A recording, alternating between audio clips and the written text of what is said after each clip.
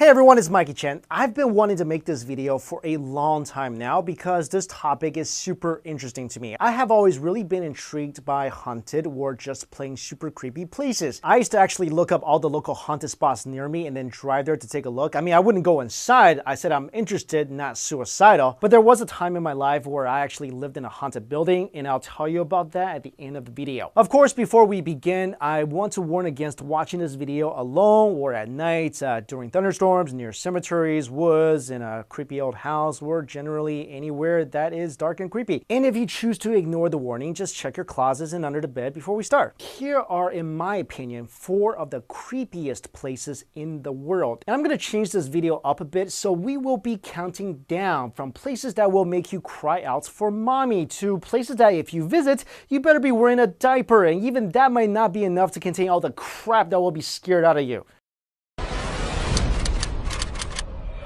Number 4, Centralia, Pennsylvania. I mentioned this before, but I hate horror movies. I can admit it, they scare me, and I don't like it.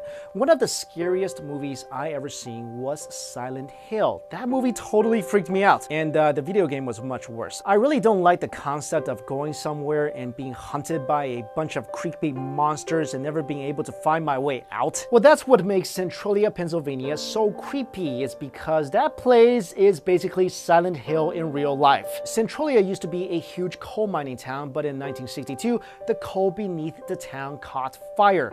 Through the 1980s and 1990s, nearly all the homes, businesses, and buildings were torn down because the town is basically above a fire pit. While no lives had been lost that can be directly attributed to the mine fire, many say there are supernatural forces at work. There has been many stories of people seeing apparitions disappearing into the smoke or hearing voices telling them to leave town. Others go as far as to say Centralia is the gateway to hell. Although this place is not an official tourist site, you can actually go and explore the town. So if you really want to go visit a place that's basically right above a burning inferno with smoke and ashes flying around, then go ahead. Hope you don't run into Pyramid Head. Number 3, the LaLaurie House. I was in New Orleans a couple years ago, and I have to admit that town is creepy. With all the above ground graves, voodoo shops, and all the haunted houses. You know, I think New Orleans is the only place in the world where a ghost can actually make a house more expensive. So I heard about the story of the LaLaurie House while on a ghost tour, and this thing gave me nightmares. Apparently, in 1832, Dr. Louis LaLaurie and his wife Delphine moved into their mansion in the French Quarter and soon became renowned for their social affairs and great wealth. Delphine was considered one of the most intelligent and beautiful women in the city. Of course, this being the early 1800s, the house was attended to by dozens of slaves, and it was the neighbors who first began to suspect something was not quite right when they noticed that in the LaLaurie house, slaves seemed to come and go quite often. Maids would be replaced with no explanation, where other servants would just suddenly disappear. Then one day, a neighbor was climbing her own stairs when she heard a scream and saw Delphine chasing her personal servant, who was a little girl with a whip. She pursued the girl onto the roof of the house, and then the little girl just jumped to her death. So basically, this girl would rather die than be caught by this woman. Then finally, everything was exposed in April of 1834 when a fire broke out in the kitchen. Legend has it that the fire was set by the cook, who could no longer endure more of the madam's torture. After the blaze was put out, the firefighters discovered a horrific sight behind a secret barred door in the attic. They found more than a dozen slaves there, chained to the wall in horrible states. There were both male and female slaves. Some were strapped to operating tables. Some were confined in cages made for dogs. Human body parts were scattered everywhere, with heads and human organs placed in buckets. According to the local paper, all of the victims were naked. Some of the women had their stomachs sliced open and their insides wrapped around their waists. Some of the men had their fingernails ripped off and their eyes poked out. When this came to light, the town folks gathered outside the house ready to hang the whole LaLaurie family, but suddenly a carriage sped out of the gates and basically got away. And the Lalaurie family was never seen again. They most likely went back to Europe to take shelter in their cousin Dracula's castle. Right after the family escaped, many people claimed to hear screams of agony coming from the empty house at night and saw apparitions of slaves walking around. Some stories even claimed that drifters who had gone into the house seeking shelter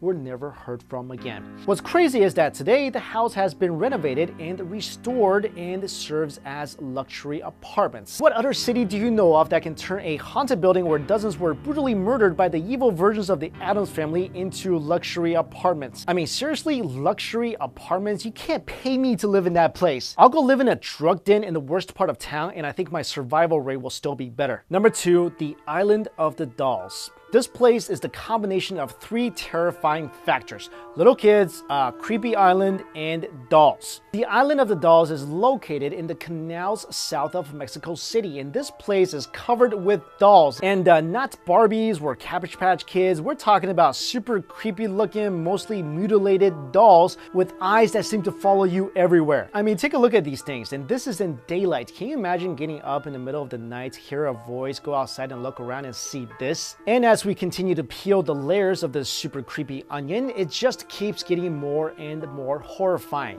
The reason why all these mutilated descendants of Chucky are here is because around 50 years ago, Don Julian Santana, who was the only person living on this island, found the body of a drowned child in the canal. He was haunted by her death, so when he saw a doll floating by in the canal soon after, he hunted in a tree to please the girl. He hoped to appease her tortured soul and protect the island from further evil. Okay, so let me get this straight. There's this creepy island where the only resident is this random guy, and one day random guy finds dead girl, and if that was me, I'm already on the next boat out of there. But this guy decides the best thing to do after all that is to take a creepy little doll he finds floating in the waters and to hang it on a tree, because somehow that will make the little girl's ghost happy and ward off evil. Tell me, how does a creepy doll hanging on a tree ward off evil? It's more like an all evil welcome sign. But it gets worse. So okay, he hung a doll up on a tree, but that wasn't enough for this guy. He continued to fish dolls and doll parts out of the canal whenever he saw them and hung each one of them on the island. First of all, how come there's so many dolls floating around this canal? That's just creepy on its own. Then this guy went completely insane. He then searched trash piles on his rare trips away from home and even traded his homegrown fruits and vegetables for, yeah, dolls. So after Don Julian did all this, he met a beautiful girl and lived happily ever after on the island. And one day he saw out of his window that the little girl's spirit was happy and could finally rest in peace. Yeah, except that could never happen because what he did was super creepy, and little girl ghosts are only happy when you die and go play with them forever like those creepy twins from The Shining. So in true horror movie fashion, in 2001, Don Julian supposedly committed suicide and, get this, drowned in the canal just like the little girl. Many people said, and I agree, that the dolls were responsible and that they were inhabited by tortured spirits and killed the man. But no, unfortunately, the creep factor is not over. Since Don Julian's death, his family members now run the island as a tourist attraction.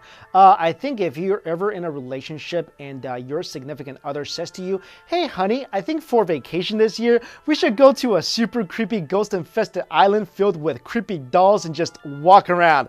Yeah, that would be a good time to walk away from that relationship. And number 1, Aokigahara Forest. Finally, we go to what I consider the creepiest place on earth. And of course, it has to be in Japan. You know, the land where the scariest movies were produced, and the only place in the world where once upon a time slicing your own gut open was the most honorable thing you could do. Anyway, at the foot of Japan's iconic Mount Fuji, lying sprawled amongst some of the most majestic scenery in Japan, is arguably one of the darkest places on earth. This place is known as the Aokigahara Forest, often referred to as the Sea of Trees, and more infamously known as Suicide Forest. The moment you step into the woods, it quickly becomes apparent that something is not quite right about this place. You ever see in the movies when people are walking around in a creepy place, then someone stops and says, "Hey, you hear that?"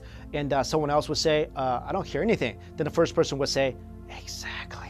Yeah, that's exactly what it's like in this forest. You can't hear birds chirping, you can't hear animals running around, only deafening silence. It's almost as if the animals themselves are terrified of this place. Also, the trees here are so thick that even in high noon, it's not hard to find places completely surrounded by darkness. Which is a problem because not only does the tree cover make everything spookier, it also makes it super easy for you to get lost. Oh, and by the way, did I mention that compasses don't really work here? Many hikers, and I have no idea why anyone would come here just to take a hike, but many hikers that ventured into this forest, even experienced ones, claim that it's super easy to get lost, and it's not uncommon to hear stories of hikers just traveling in circles. Okay, so far we got a silent and dark forest where compasses don't work. It's super easy to get lost, and not even animals dare to live here. I mean, that's already enough to make most people not want to come anywhere near this place, but that's just a tiny bit of icing on this nightmare-inducing Japanese horror cake. The reason why Aokigahara is called Suicide Forest is because more than 500 people have taken their own lives in this place since the 1950s, and the numbers are only going up. In 2003 alone, there were 105 confirmed suicides. In 2010, police records show that 247 people attempted to commit suicide in the forest, but only 54 of them succeeded. The situation is so bad, local authorities have put up suicide prevention signs at the entrance to the forest. Some of these signs include "Your life is something precious that was given to you by your parents. Think about your parents, siblings, and children once more. Do not be troubled alone." So all that should have definitely solidified this place as the creepiest place on earth, but let's just add one more bit of horrifying information. Because this forest is so massive and hard to navigate, officials believe there are many bodies in these woods that are still not found. So you could literally wander around and run into someone hanging from a tree. You know, I was thinking about super spooky movies like The Ring and The Grudge, and I think I came up with a solution. Maybe we give creepy children ghosts too much credit. I mean, yeah, they're scary looking, but how well can they actually fight? So let's say the next time the scary girl from The Ring starts crawling through your TV where a little Chucky doll is running towards you with a knife, instead of freaking out and trying to run away, go right up to them and just give them a nice kick. I honestly think we have to start fighting back, people. I bet if we all fought back, there will be a whole lot less hauntings in the world. Anyway, as I mentioned in the beginning of the video, I did stay for a long period of time in a place that was haunted. The college that I went to, Truman State University in Missouri, had 3 dormitories that were haunted, and I lived in 2 of them. One of these dorms was so haunted, an exorcism had to be done in one of the dorm rooms. And I remember this one time, it was 2 a.m. and I was on rounds because I was a RA. So I was walking down the hall and I heard footsteps above me, which is pretty much impossible because each floor had carpeting. But I was able to hear the footsteps clearly, and they were heavy footsteps. But the creepy thing was the footsteps matched mine perfectly. And okay, before you say anything, this was no echo from my own footstep. I'm not going crazy. I heard footsteps above me that matched every step I took. So each time I took a step, I heard someone above me take a step. Then I got a little freaked out because it's 2 o'clock in the morning. Then I started walking faster, and then the footsteps started following me faster. And then I just started running down the hall, and the footsteps above me did the same. So then I just ran into the dorm lobby and just stayed there. Because at that point, if you went into your room alone, you're gonna die. Like I said, every floor was carpeted. The footsteps above me was super loud, like a monster, like Bigfoot was walking above me. But anyway, taking my own advice, if this ever happens again, it's fight on. All right, guys, thanks so much for watching. See you later.